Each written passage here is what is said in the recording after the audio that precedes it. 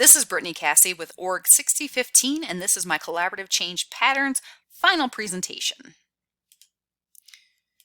On this slide, you'll find the link to my YouTube video as well as the link to my Google Slides presentation. In this presentation, I'll introduce the concept of whole system collaborative change and define the 8 design elements. I'll list the 11 collaborative change methods and the process I use to compare them using an affinity diagram and a mind map. Then I'll let you in on some secrets with my instructive visual. Does that sound complicated? Well, it was, but don't worry. I'm going to break everything down for you. Okay, what is whole system collaborative change? Well, in order for the whole system to transform, the system must first function as a whole. Sure, we can take time to develop departments and teams individually, make them the best they could possibly be, but they'd still be separate entities from the whole system. So the entire system, whatever that may mean, the whole organization, the whole team, they have to be involved in creating their new identity. You have to set that stage, create a shared vision, engage everyone, and everyone has to be involved in creating those new processes. And whole system collaborative change enables the system to transform itself sustainably and offer that continuous feedback. As OD practitioners, we use collaborative change methods to enact whole system collaborative change, right? So each of those methods contains 8 essential design elements. Here they are. Invitation. This describes an opportunity or problem and presents the approach to a solution. Purpose. This is the why. Why am I using this method? How can this method transform the culture toward becoming more agile and resilient and achieving co-owned and demonstrably superior results? The system. This is who. Who needs to be involved? And how can we best engage everyone? Experience. This talks about the approach. How in the world is this going to work? Technology. How is it, or can it be used or not used? Evidence. Let's demonstrate the ideas, theories, and history of this specific method approach. Values. Describes the core principles. What are the behavioral expectations when using this method? Finally, there's mastery. How can someone become a master in utilizing this change method? The collaborative change methods chosen for this assignment include appreciative inquiry, applied improvisation, future search, graphic facilitation, open space, world cafe, liberating structures, abundant communities, collaborative arts, tea groups, and gamified learning. This presentation intentionally explores these 11 methods through describing the patternistic knowledge that's emerged through affinity diagramming and mind mapping. I won't lie. As I approached this assignment, I expected clarity from just memorization of these methods. I expected to read about these methods and know exactly which one to use and in which scenario. I expected a pattern to magically rise from the ashes of every chapter and link that I tried to absorb. What I found, however, was that no one method is the answer to whole system collaborative change. And if we use the 8 elements to really dissect the change methods, then we can find balance in truly engaging people in the change process. First things first, right? So let's get to know the methods and each of their design elements. Here's my process. I did a lot of reading and then documenting my findings into an Excel spreadsheet, with the top being those 8 design elements and over on the left being the 11 collaborative change methods, right? At first, this task seemed insurmountable. There was so much information to absorb. I had dreams about collaborative change methods and their possible similarities and differences.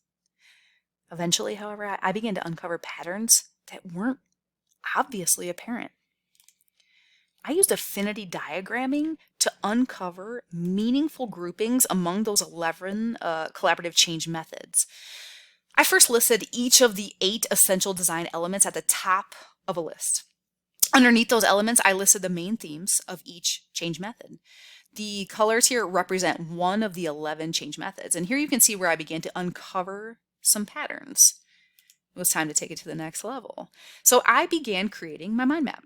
A mind map was an easy way to brainstorm thoughts organically without worrying about order, structure. It really allowed me to visually structure my ideas in a way that works with the brain's kind of natural way of doing things. Okay, so here is my mind map. It's a little blurry here, so let's blow it up. First, we have invitation. A lot of the commonalities I found address the needs of the organization, the whole system, and really create a sense of connection. The purpose, create measurable results, a shared experience and belonging, really finding the best in everyone and having open feedback. System. The biggest commonality I found in system was who are the change makers and how do we involve them? Those are the people that are going to influence others, right? Experience. We want to make connected conversations and dream of future possibilities. Then there's evidence. So we have peer-to-peer evidence, social construction theory, neurological processes, as well as system theory. Technology. A lot of them use electronic resources, just like the change library that we use. Different virtual things like online communities, social media, and using people as tools. Some people, some methods, they didn't really use any technology at all. Values, those commonalities were very similar. Really, they included listening to understand, and then inclusion, being authentic and vulnerable. Finally, there's mastery. That involved a lot of practice and sometimes workshops and some advanced training. So what we do now is we see a need for change. Organization development practitioners, they aren't finding and fixing problems. They see a need for change, and then they help to make it happen. Through this assignment, I found new appreciation for mind maps and affinity diagramming. My mind is open to possibilities of creative learning and invention by bringing together the ideas of systems thinking, mind mapping, and affinity diagramming. I feel that experiential learning and teaching can take a whole new collaborative approach, an approach that is inclusive. It takes the appropriate flow and engages the whole. You just seen my affinity diagram, my mind map, and my instructive visual. So how can these three tools be utilized in organization development? Well, we can use affinity diagramming to collect extensive perspectives and blend them. We can expand our experience into new strategies with mind mapping. We recognize that there are many pathways to one focal point. And then we can use all three tools to look for patterns where they aren't readily apparent. And finally, be self-aware. Know your strengths, your weaknesses, and work outside of your comfort zone. What are my conclusions? Well, throughout this assignment, I plan to read the assigned chapters and memorize the key terms beyond my way. But what I found, however, was a whole new way of learning by actually experiencing the concepts and then applying this knowledge. I've been able to uncover questions that are even unrelated to this assignment. There's always more than what meets the eye. And now I've made it my purpose to uncover exactly what that means, whether professionally or academically.